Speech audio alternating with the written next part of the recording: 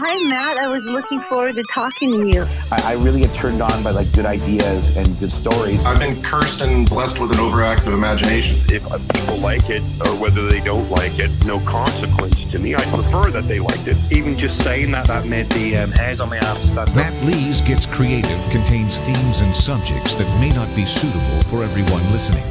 If you're easily offended, we suggest that you get your podcast on elsewhere.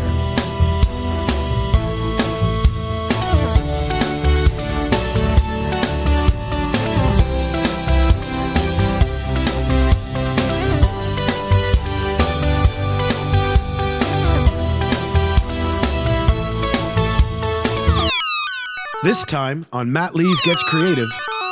What I tend to try and do is dream the scene in my head the night before as I'm lying in bed on the edge of sleep.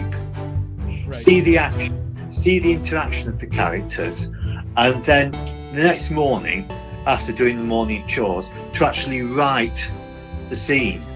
My guest this week is Will Macmillan Jones, who's a novelist, a poet, and an oral storyteller working in the shadow of the Black Mountain in the mist and myth of the haunted land of Wales.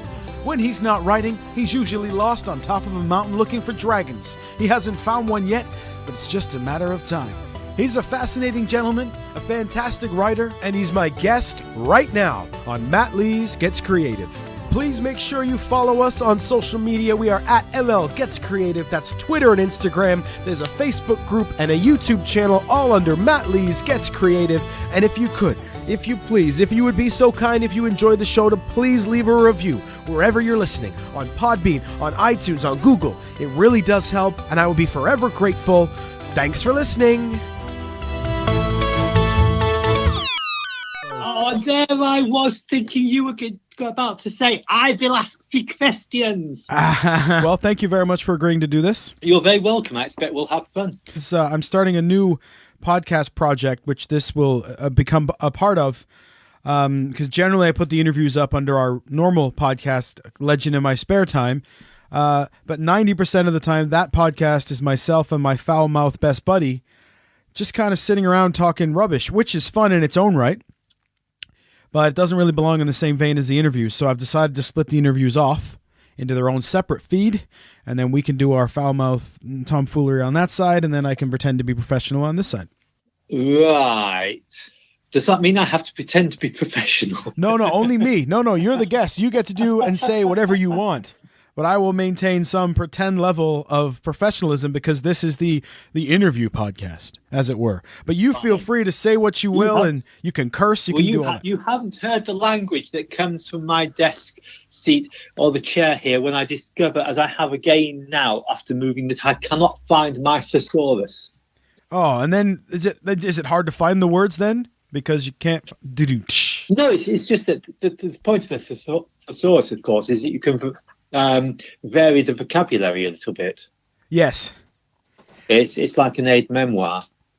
That's right. Now, we have met now a couple of different times through our friend Colin R. Parsons. Man, that guy seems to get his name dropped in all my podcasts these days. There's no show without punch. That's right. In this case, Colin. That's right. So yeah, a few different times at the Rhonda Book Fair, and immediately your awesome sense of humor comes across when people meet you or when they hear you on the show. Also in the fact that your work, especially with the artwork as well, is very like colorful and fun and inviting. The first things that you see are Tolkien meets Spinal Tap. So that's something that draws people in. It's a great tagline, isn't it? Yeah, it's 4 years ago now? No, a bit longer than that. 5 years possibly. I was my first publisher took a table at Longcon, the World Fantasy Convention, when it came to London, and I was selling the Band Underground series there. And sorry, I keep getting calls coming. That's okay. Yeah, it can always be edited out. It makes you sound like you're super busy and super chased after, which is fantastic. Oh, I wish. How I wish. No, Safket, who were my publishers then, they they got to the table at Long Kong. I was selling this stuff, and this older lady, she looked as though she was about 80, because I do actually sell to an older audience as well as a younger audience. Mm-hmm. She came up to me and she pointed to the banner and she said, "That's the best strap line I've seen in years. You have to do something with it." I said, "Well, thank you very much. I'll try." And it was Long Con. There were hundreds of people in this room. And she turned away in this throng and looked back over her shoulder and said, "Oh, by the way, I'm George R.R. Martin's script writing partner on Game of Thrones." And then she was gone before I could hurdle the table and fall on her feet and fall around her knees and say, "Please help." But she was gone. And she knew exactly what she was doing, by the way, when she did that. Oh, good grief, did she? She didn't want some snotty, Scotty little small author harassing her unmercifully. No, but funnily enough, she wanted you to know who she was, but she didn't want you to have any interaction with her, really. No, but she did want to pass a compliment, and that was nice. Absolutely. So I took it in that vein. And in any case, I am insufficiently athletic to be hurdling tables. Aren't we both? Yesterday I interviewed a professional ice hockey player. Oh, yeah? And talk about feeling inadequate after a conversation. Things just as far as like, as far as like discipline in every manner of his life and like humility and, it sounds like I have a man crush on him. Maybe I do, but. And now you come and talk to an author, and we authors aren't normally very long on humility, are we? Hubris, yes, we're good at that. Yeah. Overweening pride comes in quite commonly, but humility is a bit of a rarity around the patch. Yeah. I always tease Mr. Parsons, and I say that my favorite panels to do are the ones at the Rhonda Book Fair, because they are with authors, and authors love to talk and tell stories naturally. So at these panels, I love doing them. I have a great time, but on average, I ask about 4 questions, and then you guys do all the rest. It's perfection for me. Just wind them up and let them go. It's so easy, isn't it? It's so easy. We are such suckers as authors in many ways. But interesting suckers. There's something about being able to tell stories, even if you have somebody like Colin, and you're like, well, he's a bit strange, but he writes a hell of a book. I have to say, beside doing the writing, I'm actually an oral storyteller. In the old tradition. Yes. And I was at a festival. I had a performance slot at a festival over the summer, and I was there doing some of my Arthurian pieces, particularly the one from Cheshire that Alan Garner used to base his brilliant book, The Weird Stone of Brisingamen, on. I was saying this story, and afterwards, I hadn't realised, but afterwards, one of my granddaughters had actually been at the festival as well with her mum, and she stuck her head in and she'd listened to it, and she came round afterwards and said to me, "You were boring." What's the expression? Through the mouth of babes. Hey, I mean, the audience had loved it. They'd lapped it all up, but of course she's heard this stuff time after time. So I don't do a lot of it at home, obviously, but I do tell them stories. But she'd heard the material a couple of times. She thought, it was boring. Yeah, well, because to her it's grandpa, and to the rest of us it's like, oh, this guy's telling a really interesting story. But she's like, no, that's just my granddad. Boring. Yeah. Yeah, boring. Yeah, he can't be any good. He does this. We see him do this at home. You don't want to go and listen to him out at a festival on a stage. Nah. So now, just for anyone who may not be completely familiar with what you mean, it is kind of like the old folk tales of the traveling storytellers. You will go to a place, that's right, and you will tell stories.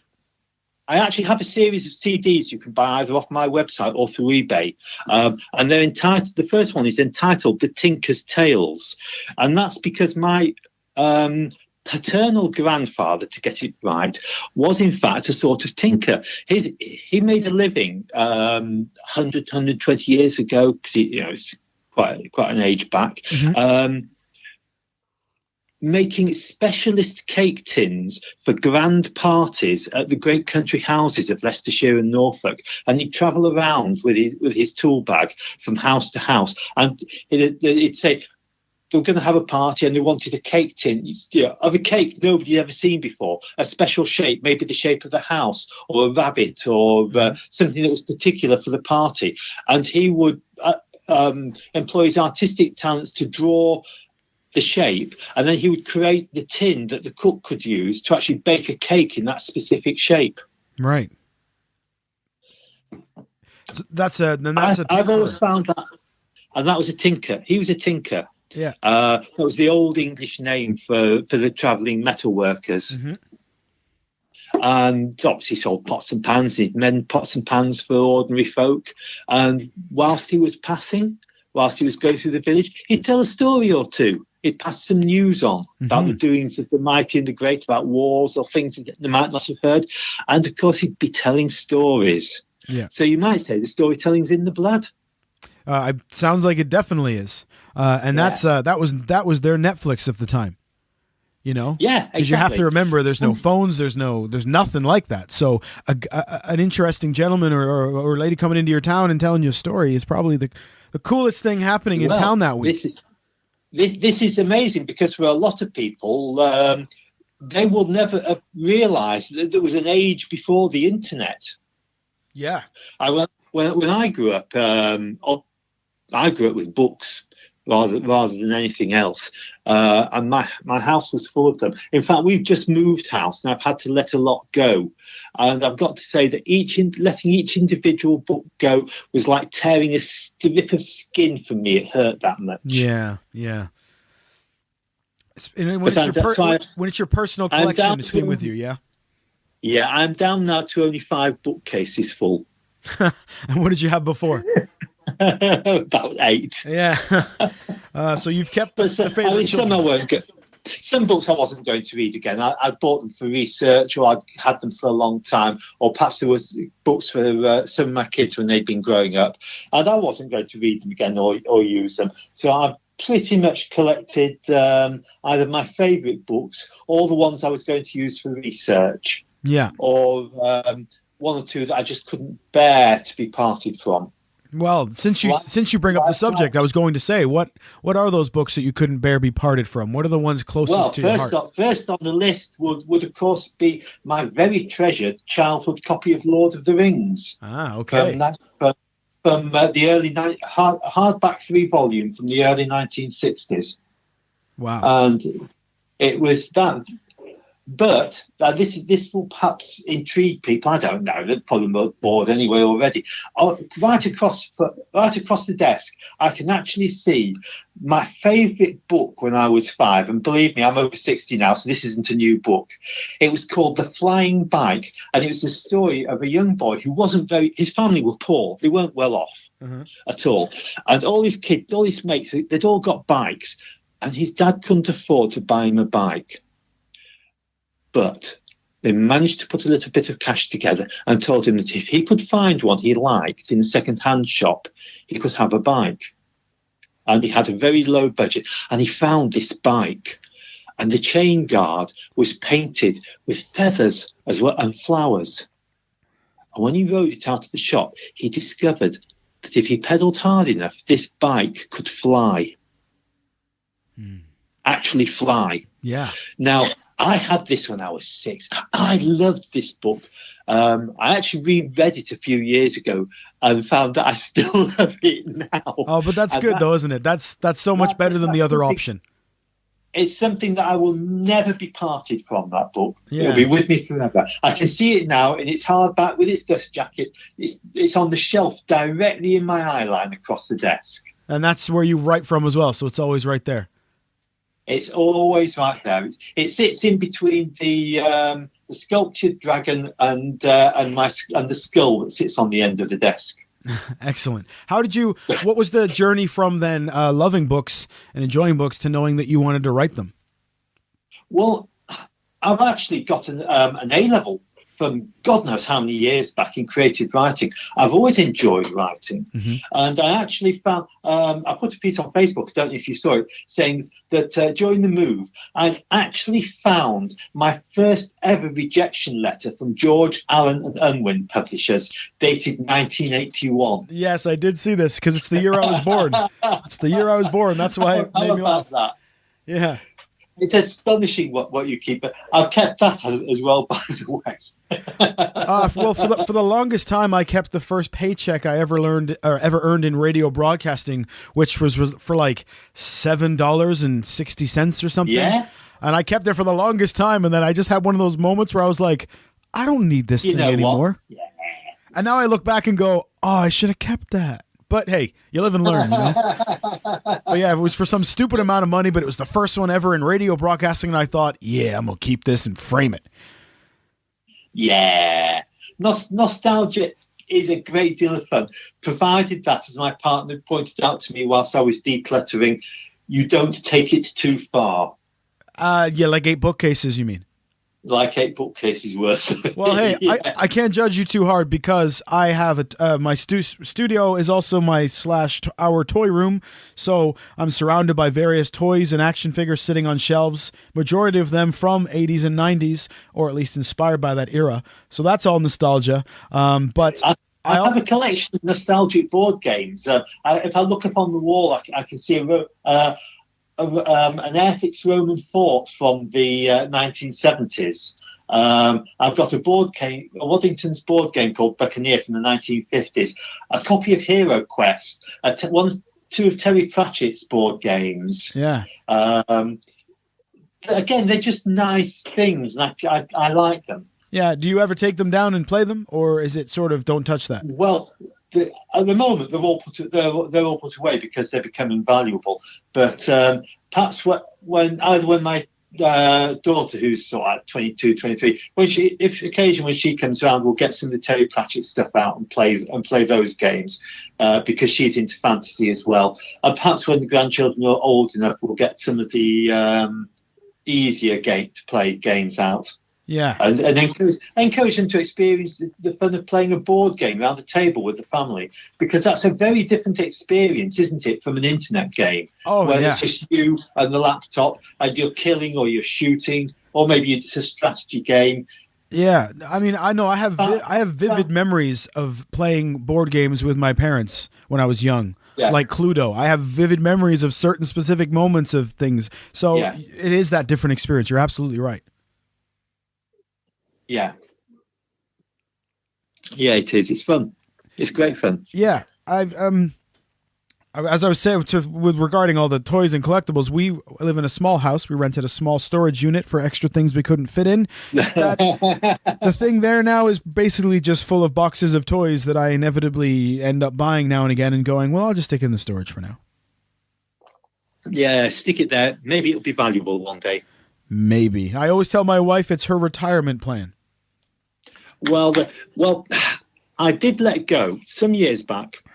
I let go a plastic model I'd got of Fireball XL5, one of the very, very early Jerry Anderson programs, like Thunderbirds and Stingray and so on. Yeah, and one of my favorite TV theme songs ever, if I may say. Isn't it brilliant? By Barry Gray in Space, perfect piece of rock and roll.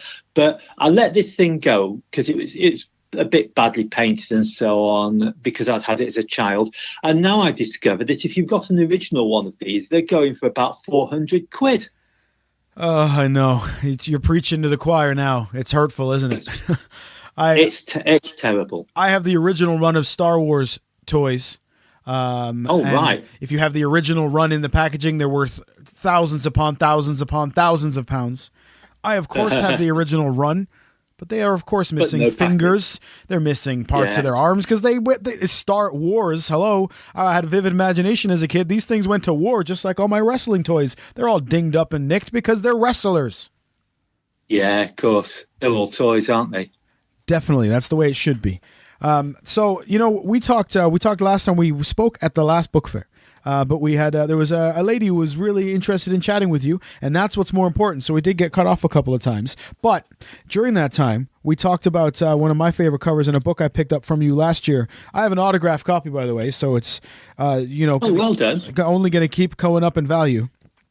I got it from you, by the way. Don't worry, I didn't get it from eBay or anything. I got it from you. It's the unsigned ones that are worth the money. Well, no, but this one is extra special because you signed in a calligraphy pen, and as you signed, there was a mishap with the ink. So now, and I signed the dot of ink. I remember it. That's right. So yes. This is literally one of a kind. Which one was it you bought? The Mystic Accountants. Oh, right. Because of the bass playing dragon.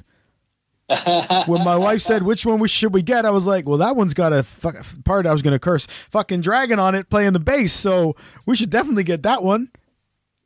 I have a review of that book on Library Thing, which is, for those who don't know, it's a book lover's website. And the review says, I was unable to suspend my disbelief that a dragon could play bass guitar. His claws would get in the way on the frets. And I know this because I am a professional bass player. I mean, what can you say? It's a dragon. Yeah. Hey, folks. Thanks for listening to MattLees Gets Creative. Now, I know people can't afford to be a patron for each of the podcasts that they love. But if you're looking to put a little support towards an independent podcast, it would make you a loyal part of our team. Those fees would be used for the obvious things like the production of the episodes, but we're also looking to pay it forward, as each month I'll donate half of the total patron subscriptions to the Valindra Cancer Center in Cardiff. Because, in addition to being a musician and a podcaster, I am also a cancer survivor. As well as bonus clips and outtakes from various interviews, patrons would also have access to live streams and at least one exclusive episode per month. Bonus episodes could be additional interviews or unheard guests, as well as performances and readings by musicians, poets, authors, etc. Loyal supporters would also get some digital earlove with shout-outs on these special shows. As a member of the club, you'll also have spoiler alert access, where you'll find out about an upcoming guest, have the chance to submit questions, and even have early access to some of those episodes. This show will always remain free for all of the people that are kind enough to listen and to join us on our journey. But if you're looking to give a little back and help us out too, you are most welcome, and we would appreciate your support. And that's at patron.podbean.com/MattLees Gets Creative. patron.podbean.com/MattLees Gets Creative. Thanks for listening. My stuff isn't meant to be taken all that seriously. Now, yes, a lot of the banned underground books do have a bit of a point to them, or perhaps a worldview that I want to get across. But they are meant to be funny. Yes, and you have succeeded in that.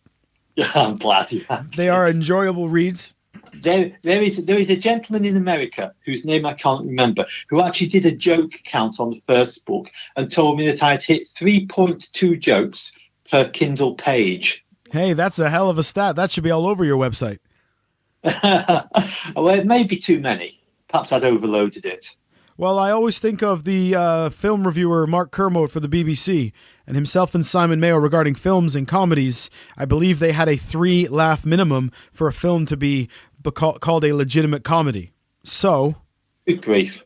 Over 3 per Kindle page is good in my books. Well, I was working on the basis of this. There was a chap I'd been talking to who was at the time was writing comedy for TV. And he said that the script writers there work on the basis that you have to have 3 gags per minute. 1 gag the actors will fluff. The second gag the audience just won't get or won't understand.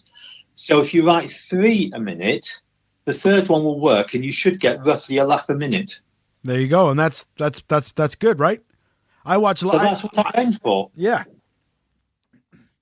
Another book I really, as far as looking at it, that catches me right away is Infinity is for Losers. Because I read the title, I'm like, cool, and I'm like, spaceship, cool, I like it.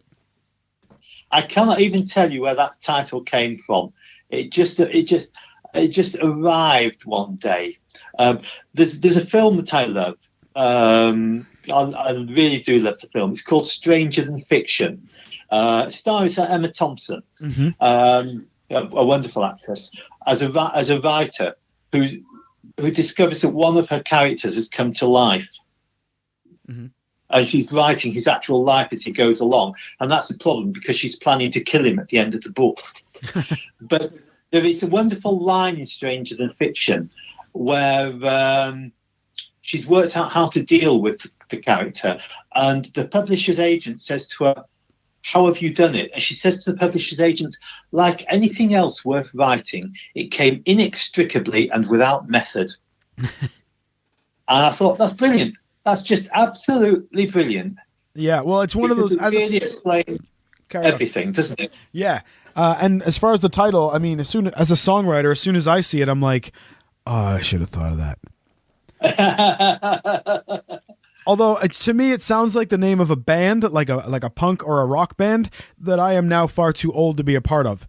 If you see where I'm going with that. When you say that, mate, just remember that I've read in the paper today that Nick Mason of Pink Floyd is taking a new band out on the road at age 74. Oh dear. He's got the usual Pink Floyd bassist, and he's got Gary Kemp from Spandau Ballet, and they're going to go out and do some of the very early Pink Floyd stuff that rarely gets played anymore. Well, I mean, if he can do he's 74. He's going out on a tour of small clubs and pubs because he wants to do it. Yeah. I mean, I do 2 gigs a year and I'm like, I'm tired. So that's why I play not very often, and that's the reason. It's all the other stuff. It's all the hard work. But I suppose he's going to have somebody set everything up for him. You know, he's not going to be at his gig 3 hours before carrying in his amp with his best friend, dragging it through the rain. No, I don't think he'll be doing that somehow. No, so I get both sides of the story. Now, what's your routine like as a writer? Literally, do you like set yourself a schedule each day? I write from X to X, or do you just kind of ebb and flow and as it hits you? Well, I don't particularly have a set routine, to be honest. The difficulty of writing these days is that it's a business as well. Yeah. And you have to approach it as a business. So I tend to look over, I don't look on daily cycle, I look more on a weekly cycle and say to myself, I have a task to achieve for this week. And that will be split into 2 parts. Part of it will be to do some marketing work. Mm-hmm. And part of it will be to be working on producing the next piece of work for publication. Yeah. And that might be editing. It might be writing, it might be research, or it might be planning. I have a book at the moment that I'm working on. It will be a standalone horror book. And I've spent this last week messing around on the internet, frankly, but actually just looking for locations, because when I'm writing, I'm quite a visual person. Mm-hmm. I like to have an image in my head of the thing I'm actually writing about. Here I'm writing about a fairly isolated mansion house. So I've been researching a lot of images of that sort of thing to try and find a mansion that suits what I want to do. And I can hold this image in my head when I'm writing about the house. And for me, that will allow me to make it a little more vivid. Yeah. No, I certainly get that. Even from a songwriting standpoint, if I'm trying to write a certain song and a certain sound, I can't continue to write the song until I get the right guitar sound, because that's how I hear it in my head. I need that tone that I'm hearing in my head before I can continue. And from a visual aspect, that's almost the exact same thing that we're both experiencing there. Yeah. Yes, exactly. Now, how does that work for the more fantasy-based stuff? Are you still looking at is there a lot of research always involved, or is it just for certain projects when you feel it's necessary? I love writing the band Underground. My research for that series consists of drinking large quantities of beer in a pub with a band playing loud music. Perfect. That's the way to do that. You see, I have a lot of musician friends, and the band Underground does actually involve a lot of them very quietly as some of the characters, because as you all know, when you've gone around the music scene a bit and you know some of the people and you know the characters and you know what's going on, and you look at them not just for the performance as such, but you start to look at all the other things that are going on around it and the interaction within the band on stage when you've seen them a few times, and how that can be different time on time, or maybe exactly the same time after time. Yeah. You start to realise what a funny old world that is. Oh, it really is. What a constant source of amusement for the outsider it should be. Yes, it's a strange old thing, isn't it? I imagine it's very similar to hanging out with a bunch of authors, because they're all going to be unique and strange in their own individual ways. And then I think we're very strange people in many ways. Yes. Yeah. So I mean, and you're the author. You're the author who hangs out with the musicians. So you're the weirdo hanging out with the weirdos. Yeah. So I can't think of too many authors that I would class as thoroughly normal. Yeah. And would you want to read their stuff anyway? We all have a ton of imaginary friends inside our heads shouting for attention. Now, there are doctors who would call us schizophrenics as a result. But there are times when you can actually hear the character talking to you. That happens to me a lot at night when when I am writing, and I'm writing, trying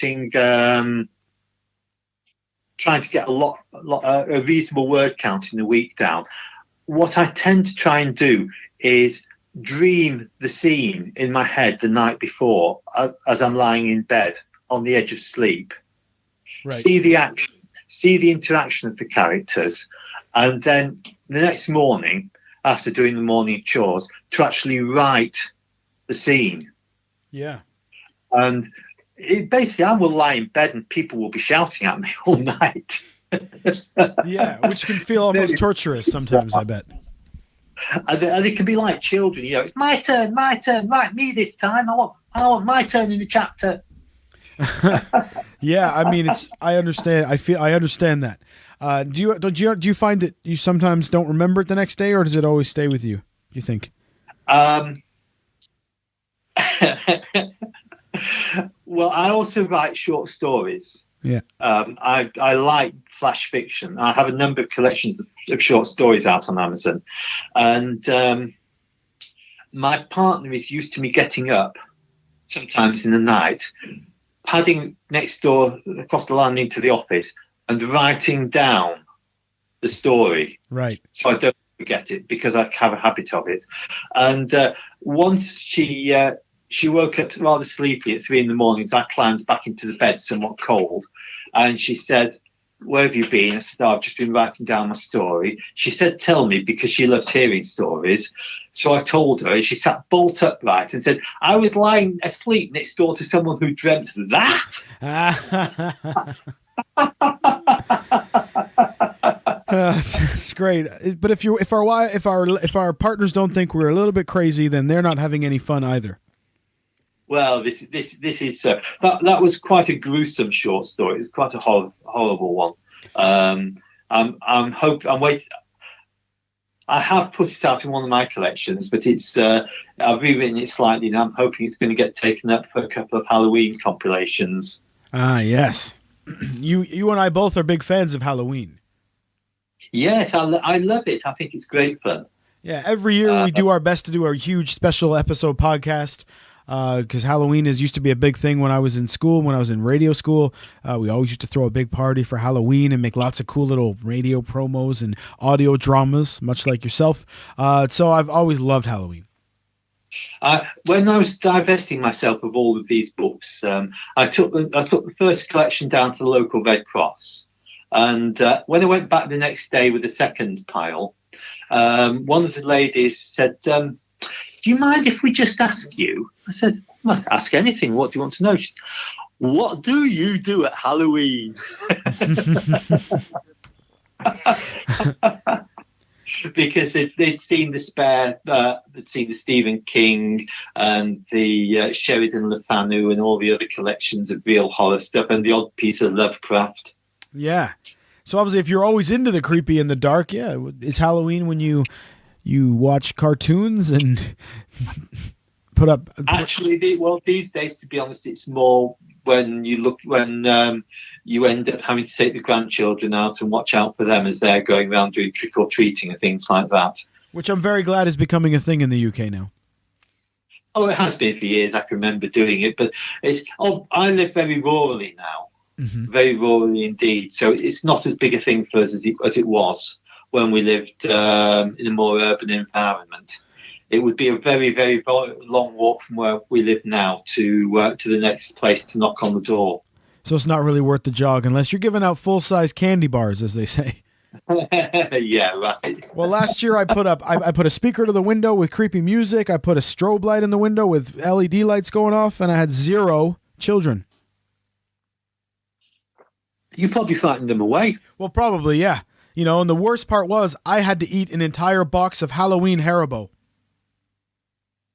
Man, that is a sacrifice. The torture that I go through. I can only feel for you. Thank you. I'm glad somebody appreciates it. And hope that you don't have to repeat the sacrifice again this year. No, but I'm still going to buy the same size box, though, don't you? Because why would you buy this? It's not worth it financially to buy the small one. It's not worth it. Nah. So if you want to know about some writing prompts, I've got one in my hand now. All right. I have a bookcase right beside the desk, shock horror, and just on a shelf conveniently to hand, I have a small Neolithic flint arrowhead. Wow. That I've collected. So I have a piece of work, a fantasy work, coming along fairly slowly. This one's going to take 2 or 3 years to write, I think. Back way, way, way back into the mists of time. And this Neolithic arrowhead is just a nice writing prompt. And that's do you have lots of collectibles like that set you off in a certain direction for stories? Well, yeah, the next one along. This hasn't turned into a story yet, but it probably will. I bought this off eBay. It's a pair of musket balls recovered from the wreck of a British Royal Naval warship that sank in 1758. Interesting.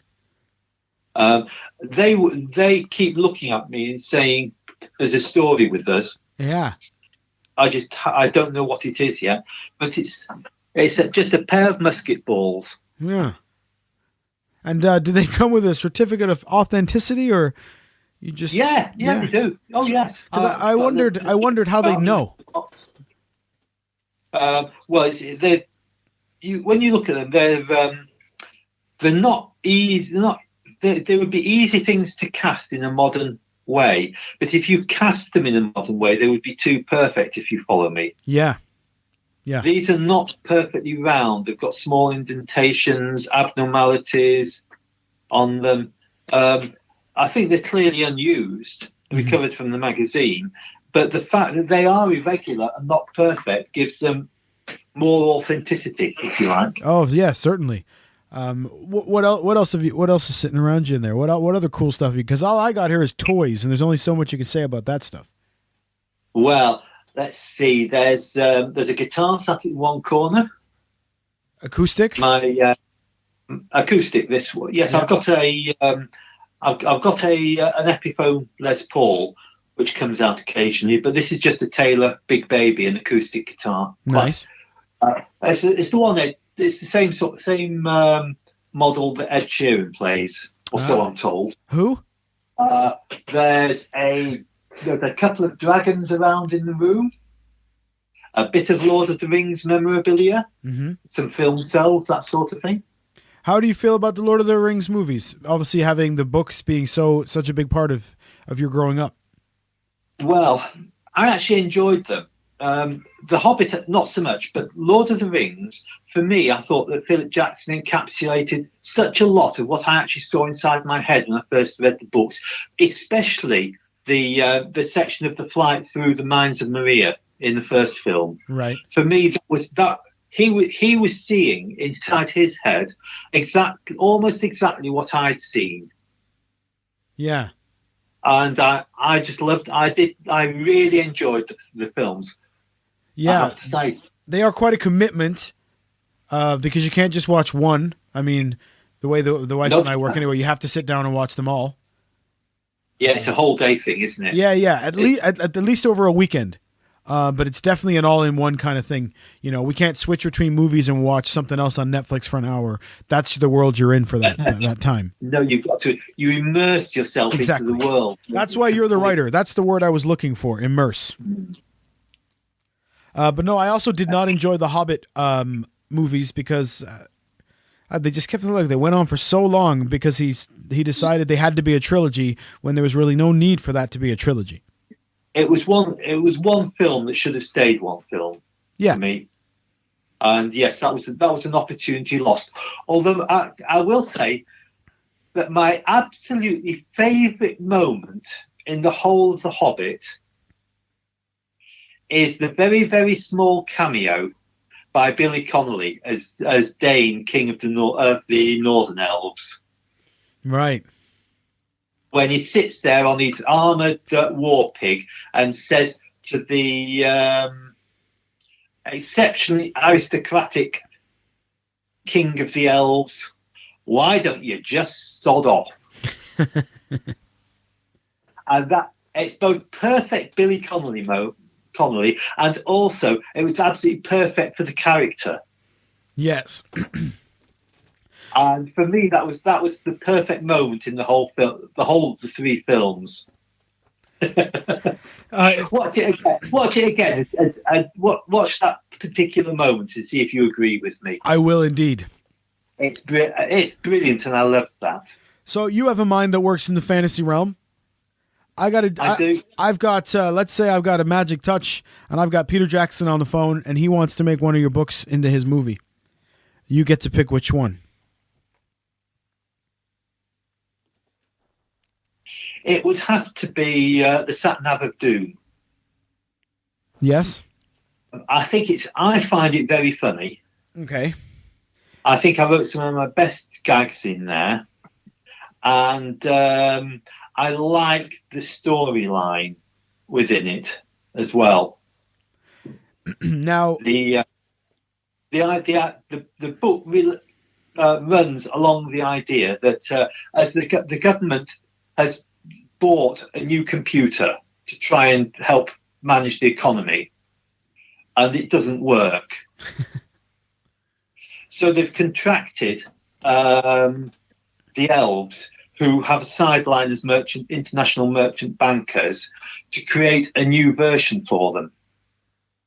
And they've decided that the best thing to do is to hardwire a sat-nav, because, as you know, a sat-nav can predict in advance a route for you, right, into an economics program to try and predict a route to a successful economic conclusion. And, of course, the sat-nav gets stolen, and the dark wizards are trying to get away with it, to use it for their own nefarious purposes. And there's a lot of confusion and car chases and a lot of fun. Sounds great. That said, then, do you want to fire Peter Jackson and you want me to get somebody else on the line? Is there another director you'd have in mind for something like that? Well, beyond that, I think let's think. Who would I really like? Because I'm thinking Baby Driver guy. Tiffany Latong. Who was it? Who made the first Alien movie? Oh, I'll look it up for us, because now we're both going to look like amateurs for not knowing that. We claim to be nerds and pop culturists, and look at us. It's on the tip of my tongue. I can't think of it. Not James Cameron. He did the second. It was the guy who did the first one. The guy who did that because he also did Blade Runner. I know. This is your mind racing against the internet. I feel really stupid now because I should know this name and I can't come up with it. But anyway, he did Blade Runner as well. Ridley Scott. That's it, Ridley Scott. God, don't I sound stupid now? Hey, I had to look it up on the internet. Did you know, incidentally, that the opening scenes of Blade Runner were filmed here in Wales? I did not know that. If you look at the opening scene of the original Blade Runner with the cityscape with the flares and the lights and the steam, that's actually Port Talbot Steelworks shot at night. Wow. Well, we go by there often. That's not far from us. Yeah. So there's a nerd thing for you to take away. See, that makes up for both of us not knowing Ridley Scott's name. Yes, I feel so stupid. Well, we'll never forget it again. So as we look towards the future, then you mentioned something coming out for Halloween. Now, do you have what else is on the horizon for you at the present time? It's horror. I have a fourth science fiction space opera novel that's gone off to the editors now. So that's going to be a couple of months of messing around with that by other people, as far as I'm concerned. So I'm going back to focusing on horror. My friendly skull that I bought from eBay is sat here on the desk looking at me, grinning, as he usually does, with his cigar in his mouth. And I'm going back to writing some gothic horror for a few months. Excellent. And because I'm a big gothic horror fan. M.R. James, Bram Stoker, Susan Hill, Sheridan Le Fanu, to name a few. Dennis Wheatley. I love the style. Yeah. Do you find it hard to switch off when you're deep in writing a gothic horror? Do you find it hard to then switch off and just kind of be with the family and have dinner without having those stories running in your head all the time? No. I've worked from home for a very, very long time, and I've developed a very strict discipline inside my head, whereby when I'm doing what I'm doing here, inside the study, I can leave it here. I can go to the door, walk out of the door, close the door, and it's shut. Completely. Now, I'm a writer. I can't shut off. I'll be going down. When I go downstairs, there will be ideas fizzing around in my head constantly, just odd thoughts. And sometimes I might go and make a note in a notebook, because I've usually got a notebook knocking around the building somewhere. But I will try and just shut off, because otherwise I think you become burnt out. Oh, certainly, yeah. And as far from burnt out, it's also because it's not like you're writing unicorns and puppies, So No. That constant darkness in your own mind can't be healthy. I wouldn't think anyway. I mean, I watch a horror movie accidentally, and and it's stuck in my mind for weeks. So I really tend to not watch that kind of stuff because it's too frightening for me. Well, that's the whole point. I have the first horror book I wrote, which is called The Showing, the first in the Mr. Jones Mysteries collection. People say it's kept them awake at night for days. And I bet you love that. Oh, don't I just? I bet you do. Don't I just? One of my partner's friends read it. She smokes and her husband doesn't, and she told me that after reading it, she'd gone out a bit later on to have a cigarette at the back door, because she doesn't smoke inside the house for his sake. And the wind blew and some leaves rustled and flew across the garden, and a tree creaked, and she just dropped the cigarette and ran back inside and double locked the door. I laughed for an hour. Oh, I mean, that's a chef wants somebody to tell him their food's delicious. A musician wants them to dance to their songs, and I assume you want them to sleep tight in their bed and make sure the doors are locked after they've read your stuff. It's either or. With the comedy, I like to know. I have a secret ambition, which I will reveal to you exclusively. Ooh. Well, maybe not. I have.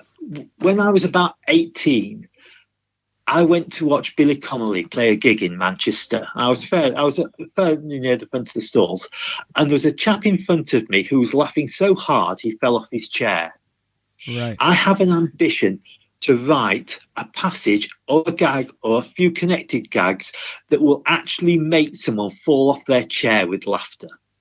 I think that's a beautiful life goal to have. That would make me a very, very happy man. That's perfect. Where can people locate you? Check out your books. What's the best way for people after they hear this to look for you? Well, I'm all over the place. You'll find me on Amazon. You'll find a lot of the books are on Kobo. There are various other platforms around, Apple, for example, where the books are available. But most immediately, if you just want to see what my stuff is all about, the best place is to go to the website, which is simply willmacmillanjones.com. Fantastic. And what about the audio stories? Are they also available through the website? At the moment, the CDs are only available on eBay, but they are being mastered as we speak, I rather hope, by the recording studios into files appropriate for Audible. So they will come out by Christmas as an audio book as well. Excellent. Well, we'll make sure that we all look out for that as well. Yeah, and they're traditional Welsh stories. All of them. Well, not all of them, but most of them. Tales out of the Mabinogion, stories from Pembrokeshire, Ceredigion, Carmarthenshire, down towards Glamorganshire. Which is a vast, beautiful history as well. It is, but the stories can be absolutely wonderful. Mm-hmm. Well, I can't wait to hear those. If you twist my arm, next time we meet, I'll give you a CD. Are you at Narberth Book Fair? I am not, I'm afraid. What a shame you could blag a CD off me. But you never know. I'll see you somewhere down the road, and then, there we go. And I may also continue to try to twist your arm to maybe help us out with our Halloween special a little bit. I will be delighted to do that. If you want to send me your address, Matt, I'll bung you a couple of CDs up. Oh, look at that. That's why you do a podcast, ladies and gentlemen, for the free stuff. Free stuff. Well, thank you, kind sir. Thank you for taking time out of your evening to sit down with us. Thank you for inviting me. It's been great fun. Next time on MattLees Gets Creative. One of the jobs I worked on was conceptual art for a live action project. And I'm a cartoonist, and they hired me to come in and draw realistic weapons and armors and design props and stuff. Right. And so for me, it was like, okay, here I am in the art department with a team of equally talented artists, and we're working on this cool stuff. And I hand off my concept to my art director. Then he takes some of that. He's like, oh, I like a bit of this, and I like a bit of her stuff over there, and a bit of his stuff. Yeah. And he creates the final concept, and you're like, dude, that was awesome. Adam Manoa is a Salt Lake City-based character illustrator working out of his home studio. He has worked in the video game, interactive children's book, and live-action film markets, and he also works as a professor teaching digital painting and other critical thinking drawing classes at Utah Valley University. And he's also proof that sometimes changing your path can be a good thing. Hell, a great thing. Adam Manoa is my guest next time on MattLees Gets Creative. Thank you for all your continued support for this brand new show. Make sure you follow us at ML Gets Creative. Maybe tell some friends, and I'd love it if you'd leave a review. Thanks for listening.